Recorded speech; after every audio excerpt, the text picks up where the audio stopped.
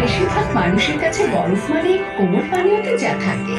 অনেকের কাছে তুষার কিংবা বরফ নিতান্তই শীতকালীন বিরক্তিকর এক অভিজ্ঞতা, কিংবা নানা ধরনের খেলাধুলার চমৎকার পরিবেশ। তবে বরফ আসলে এত তুচ্ছ নয়, অভাবনীয় এর গুরুত্ব।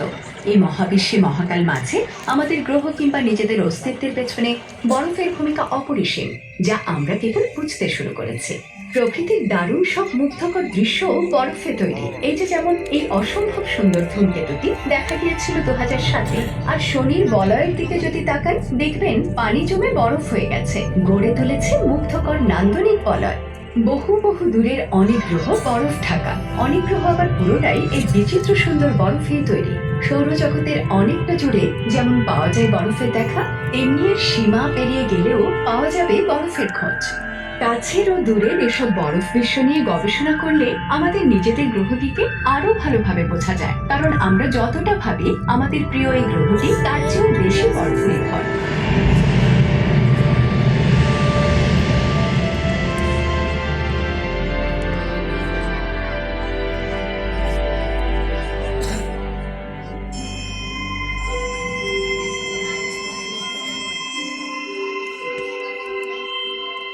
মঙ্গল থেকে তাকান, দেখবেন পৃথিবীটাকে রাতের আকাশে এক উজ্জ্বল নক্ষত্র বলে মনে হচ্ছে।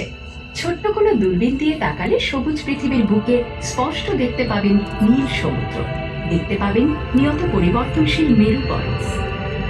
এরকম দুটো বরফ অঞ্চল আছে। এর একটা পৃথিবীর উত্তরাঞ্চল, মানে আর্কটিকে। এটা আসলে বিশাল এক বরফ জমাট সমুদ্র, চারদিকে তার বিস্তীর্ণ জমিন।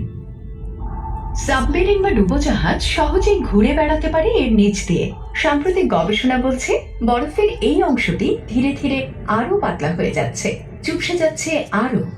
গ্রীষ্মে অনেক সময় কিছু জলযান একদম উত্তর মেরুতে সমুদ্র পৃষ্ঠে উঠে আসতে পারে, অর্থাৎ এসব জায়গায় গ্রীষ্মে বরফ গলে যায়। কয়েক দশক পরে হয়তো দেখা যাবে গ্রীষ্মের শেষ দিকে এখানটায় কোনো বরফই নেই।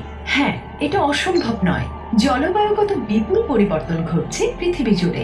বিজ্ঞানীরা এ পরিবর্তন খুব মনোযোগ দিয়ে পর্যবেক্ষণ করছেন।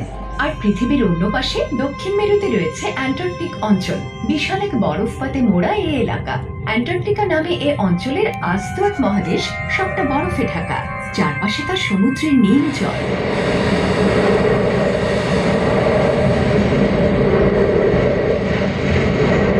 এই বরফ অঞ্চল অবিভক্ত, আর এখানে বয়ে চলেছে শক্তিশালী বায়ু প্রবাহ।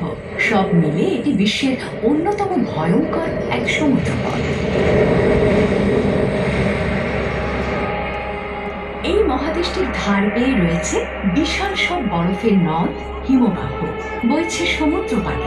এখানে একতাল তুষার চাদরের নিচে লুকিয়ে আছে পৃথিবীর অনাবিষ্কৃত জমিনের শেষাংশটুকু। মাঝে মাঝে বিপুল বরফের নিচ থেকে উঁকি দেয় পর্বতমালা কিংবা আগ্নেয়গিরি, আমাদের মনে করিয়ে দেয় ভূতাত্ত্বিক নান্দনিক অদ্ভুত সব বৈচিত্র্য লুকিয়ে আছে ওই বরফের নিচে। বিশেষ ধরনের যন্ত্র দিয়ে 2.5 কিলোমিটার বরফ খুঁড়ে মানুষ উঁকি দিতে চেষ্টা করেছে এই হারানো পৃথিবীর গভীরে। যুক্তরাষ্ট্রের আকারের বিশাল এক মহাদেশ রয়েছে সেখানে। আছে সারি সারি পাহাড়, পর্বত, হ্রদ ও নদী।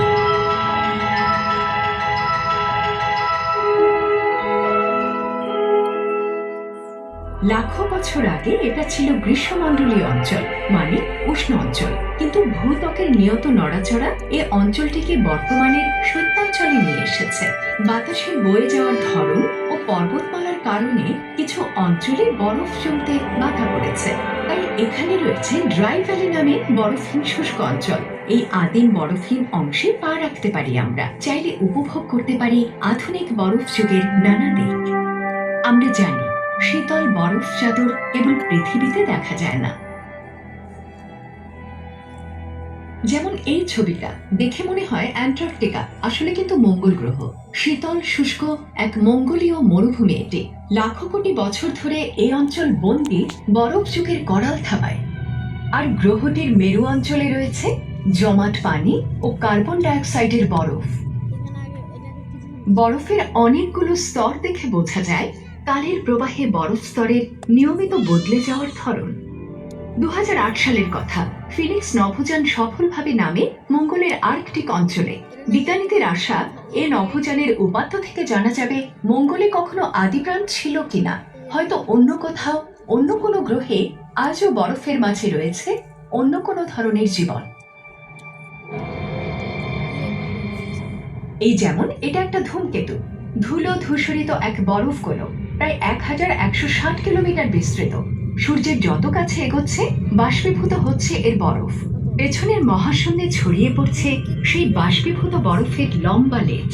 বিজ্ঞানীদের ধারণা, এরকম ধূমকেতুরাই শিশু পৃথিবীতে বয়ে এনেছে অন্তত অর্ধেক পানি ও আরো জটিল সব রাসায়নিক যৌগ।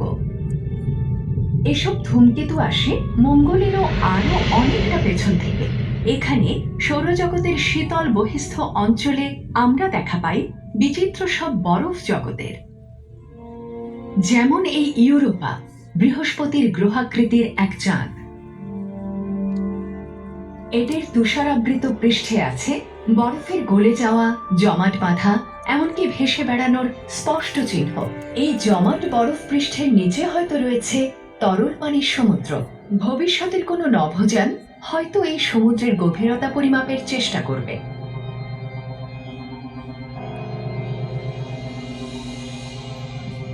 এরকম আরেকটি বরফ জমাট চাঁদ শনির উপগ্রহ এনসেলাদাস। ক্যাসিনি নভোযান এটির দক্ষিণ মেরুতে বাষ্প উদ্গীরণকারী দারুণ সব ঝর্ণার দুর্দান্ত কিছু ছবি তুলেছে। ইউরোপা থেকে ছোট এ চাঁদের ভেতরটুকুও হতে পারে তরল। এসব ঝর্ণা ইঙ্গিত করে কোনো না কোনো কারণে গ্রহটির ভেতরটুকু বাষ্প উৎকীরণের মতো যথেষ্ট উষ্ণ। এনসেলাদাসের এই বাষ্প সম্ভবত শনির বলয়ের কিছু অংশ গড়ে ওঠার পেছনে ভূমিকা রাখছে আজও। বেশ অনেকদিন ধরেই আমরা জানি শনির মূল বলয়গুলো পানি জমে সৃষ্ট গাড়ির মতো বিশালাকৃতির বরফ চাপ দিয়ে তৈরি। তবে তাদের বয়স ও সৃষ্টির নেপথ্যের কারণ আজও রহস্য। আরো রহস্যময় হল টাইটান, আকারে বুধ গ্রহের সমান শনির চাঁদ। আমরা এর মিথেন মেঘের মধ্য দিয়ে নামছে হাইগেন্স ল্যান্ডারে করে।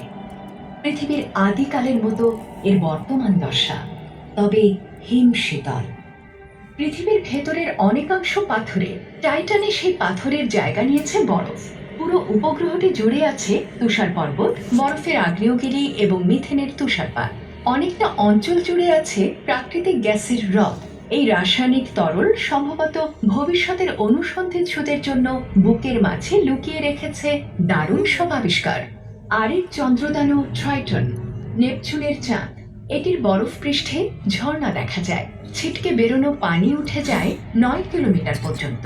বিচিত্র কোনো কৌশলে ট্রাইটন পৃষ্ঠ এই উষ্ণ জলধারাকে ছুড়ে দেয় প্রায় 90 ডিগ্রি কোণে। আমাদের সৌরজগতে বরফ বিশ্বের সংখ্যা আসল গ্রহরাজির চেয়ে অনেক অনেক বেশি। আর এসব বিশ্বে আমরা যা আবিষ্কার করেছি তা আমাদের চমকে দিয়েছে। জানা গেছে মৃত শীতল জড়বস্তুর চেয়ে বরফ আসলে অনেক সক্রিয়। এসব বিশ্ব নিয়ে গবেষণা করে জানা গেছে অনেক কিছু। আমরা বুঝতে পেরেছি আমাদের গ্রহটি ও আমাদের অস্তিত্বের পেছনে রয়েছে বরফের বড় ভূমিকা। এখন আমরা জানি গত কয়েক মিলিয়ন বছরে পৃথিবী নিয়মিত হারে শীতলকালের মধ্য দিয়ে গেছে। এই শীতলকালীন সময়টাকে ইংরেজিতে বলে আইস এজ, মানে বরফ যুগ। প্রতি 100,000 বছরে একবার করে এরকম বরফ যুগ নেমে এসেছে পৃথিবীর বুকে। বর্তমানে আমরা দুটো বরফ যুগের মাঝে কিছুটা উষ্ণ সময় কাটাচ্ছি। সাম্প্রতিক বছরগুলোতে এই উষ্ণতার হার বাড়ছে প্রচন্ডভাবে। সম্ভবত এতে বড় ভূমিকা রাখছে মানুষ। পৃথিবীর মোট বরফের প্রায় 10% আছে গ্রিনল্যান্ডে, বাকি বেশিরভাগটুকু আছে অ্যান্টার্কটিকায়। এই বরফ খুঁড়ে নিচে নামা যেন এক ধরনের সময় ভ্রমণ। হাজার বছর ধরে প্রতি শীতে তুষার ঝরে পড়েছে আকাশ থেকে। বছরের পর বছর এসব তুষার পড়তে পড়তে জমেছে, গড়ে তুলেছে আজকের বিপুল বরফ অঞ্চল। বরফের সিলিন্ডারকে ইংরেজিতে বলে কোর। এ ধরনের কোর সংগ্রহ করেন বিজ্ঞানীরা, গবেষণা করেন এবং জমিয়ে রাখেন সংরক্ষণাগারে। এই যেমন এই ঘরটা, এখানে সংরক্ষণ করা হয় বরফের কোর। প্রতি স্তর বরফ যেন এক একটি টাইম ক্যাপসুল। এতে থাকে নানা ধরনের গ্যাস, বিভিন্ন ধরনের পদার্থ। এগুলো আমাদের বলে এরা যখন মাটির বুকে জায়গা করে নিয়েছিল ঠিক কেমন ছিল সেই সময়কার তাপমাত্রা ও বায়ুমণ্ডলের গঠন। শক্তিশালী এক রেকর্ড বইয়ের মতো এগুলো।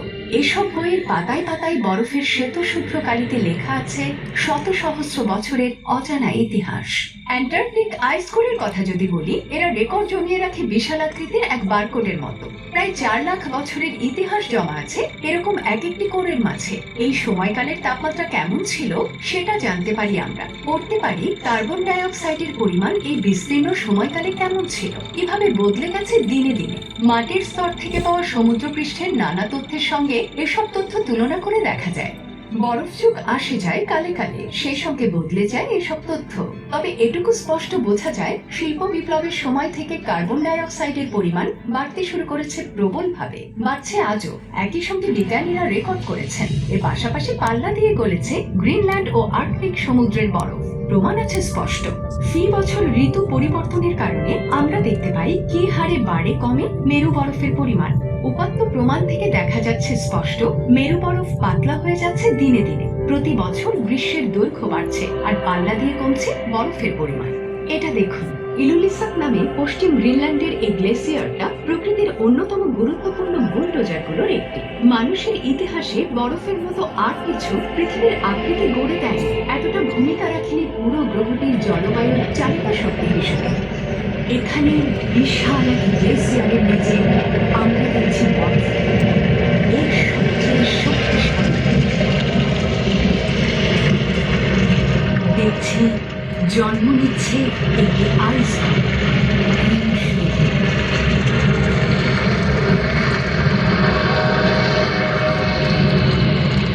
তার অনন্য এক বৈশিষ্ট্য আছে বরফে, যত জমে তত কমে এর ঘনত্ব।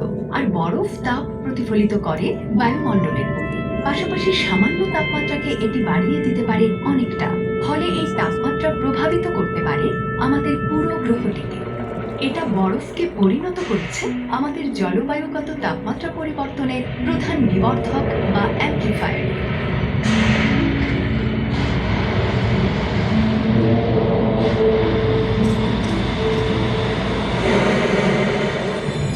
সূর্যের বেশিরভাগ তাপ পৃথিবী জুড়ে ছড়িয়ে পড়ে মহাসমুদ্রের স্রোতের মাধ্যমে। উষ্ণ বিষুবীয় স্রোত এই তাপ বয়ে নেয় মেরুর দিকে আর ফিরে আসে অতল গভীরের শীতল লবণাক্ত পানি নিয়ে। আর্কটিকের বরফের নিয়ত গলে যাওয়া হয়তো কোনো কোনো সমুদ্রের স্রোতের গতি বা দিক বদলে দিতে পারে, বন্ধ করে দিতে পারে চিরতরে। এর প্রভাব পড়তে পারে পৃথিবীর লাখো কোটি মানুষের জীবনে। ইউরোপ প্রায় 30% উষ্ণতা পায় গালফ স্ট্রিম নামে এরকম এক সামুদ্রিক স্রোত থেকে। আর্কটিকের জলবায়ু পরিবর্তন এই স্রোতের গতি কমিয়ে দিতে পারে, এমনকি বন্ধ করে দিতে পারে।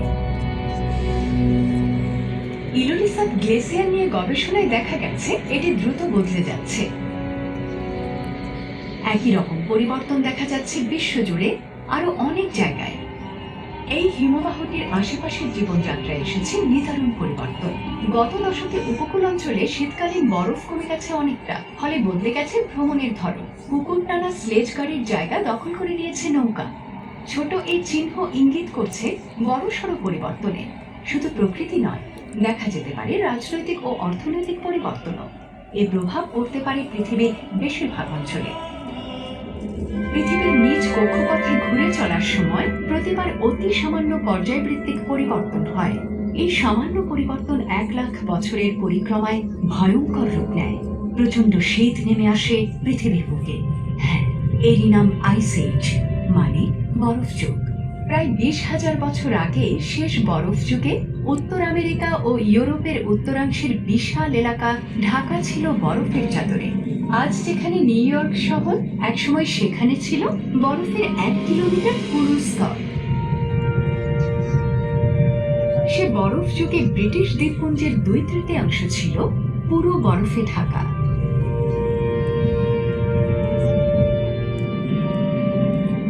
শেষ বরফ যুগের আগের দিকে হিমবাহ এগোতে এগোতে এসে থেমেছিল বর্তমান লন্ডন শহরের একদম প্রান্তে।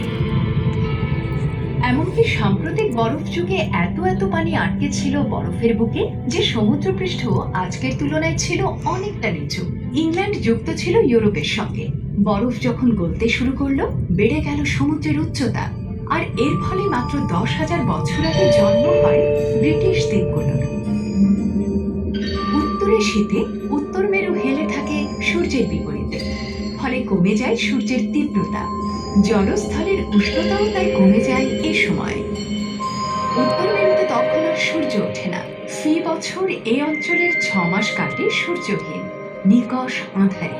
পৃথিবী ঘোরে, আর আকাশের বুকে নক্ষত্ররাও ঘুরে চলে দিগন্তে, একইভাবে চক্রাকারে। কখনো আবার উজ্জ্বল আলোয় ঝলসে ওঠে আকাশ, একে বলে মেরু জ্যোতি। এই ছবিগুলো টাইম ল্যাপস হিসেবে মহাকাশ থেকে তোলা। আমরা দেখতে পাচ্ছি বসন্তে সৌরশক্তি বৃদ্ধির প্রভাব।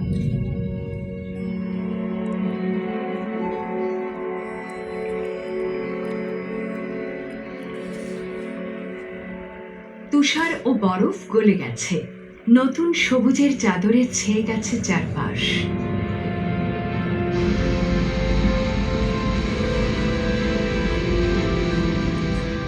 প্রতি বসন্তে কোটি কোটি লিটার পানি এসে মেশে উত্তর সমুদ্রে।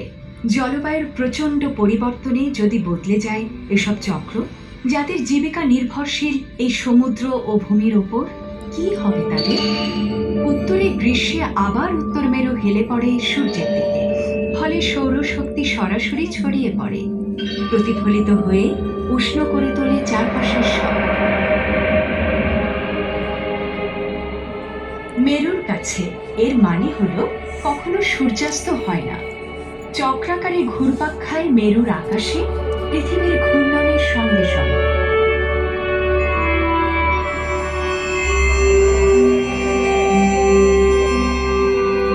পৃথিবীর অন্য পাশে তখন নেমে আসে শীত, সূর্য হারিয়ে যায় দীর্ঘকালের জন্য। দক্ষিণ মেরুতে বরফের পরিমাণ এ সময় দ্বিগুণ হয়ে যায়, নিকটস্থ সমুদ্র ঢেকে যায় বরফের চাদরে।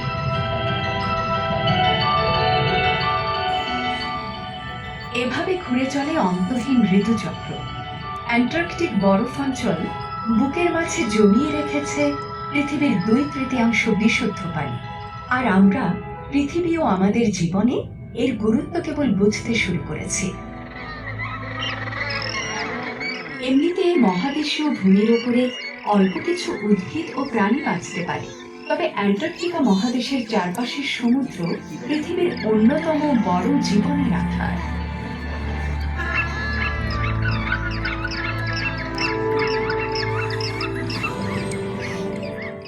অ্যান্টার্কটিকার যে প্রাণীটি সবচেয়ে পরিচিত তার নাম পেঙ্গুইন, তবে সবচেয়ে বেশি দেখা যায় ক্রিল। এটি একাধারের সবচেয়ে গুরুত্বপূর্ণও বটে। ঋতুচক্রে বসন্ত ফেরে অ্যান্টার্কটিকায়, আর সালোক সংশ্লেষণে উদ্বুদ্ধ হয়ে শৈবাল ছেয়ে ফেলে সামুদ্রিক বরফ।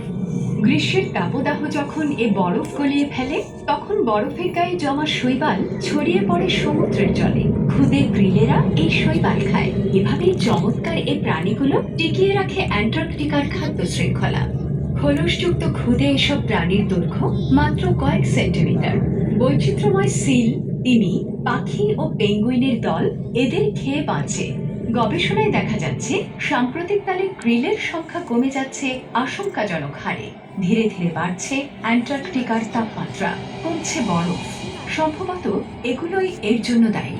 বরফ ঢাকা অ্যান্টার্কটিকা ও আর্কটিকের সৌন্দর্য মনোমুগ্ধকর। আমরা যত শিখছি, জানছি, ততই উপলব্ধি করতে পারছি আমাদের পৃথিবীটাকে বাসযোগ্য রাখার পেছনে এদের ভূমিকা কত গুরুত্বপূর্ণ। এই বরফের অপার সৌন্দর্য, বিচ্ছিন্ন নির্জনতা ও জীববৈচিত্র্য আমাদের মুগ্ধ করে। আরো আরো বেশি মানুষ এই মুগ্ধতার টানে ছুটে যাচ্ছে বরফের সে দেশে, সরাসরি অনুভব করছে বরফ জীবনের স্বাদ। এখানে ছড়িয়ে আছে প্রাকৃতিক সৌন্দর্য ও প্রশান্তির সর্বোচ্চ রূপ। এখানে এসে আমরা মুগ্ধ বিস্ময়ে দেখে বিশালতা, অনুভব করি শ্বেতশুভ্র এই বরফ মরুর গুরুত্ব, শিহরিত হই পরতে পরতে ছড়িয়ে থাকা রহস্য রোমাঞ্চের হাতছানিতে। আমাদের গ্রহটির মেরু বদলে যাচ্ছে, এর কোনোটি ঘটছে প্রচন্ড দ্রুত। পৃথিবী ও মানব সভ্যতার জন্য এই পরিবর্তনের মানে আসলে কি তা বুঝতে সময় লাগবে আরো। পর্যবেক্ষণ করে শিক্ষা নিয়ে ও সে অনুযায়ী যথার্থ পদক্ষেপ নেওয়ার মাধ্যমে কেবল আমরা নিশ্চিত করতে পারি মহাবিশ্বের বিশালতার মাঝে এক প্রাকৃতিক নভোযানের মতো এই পৃথিবী যেন বাসযোগ্য থাকে আমাদের জন্য, যেন নিরাপদে থাকে এর সব অভিযাত্রীরা।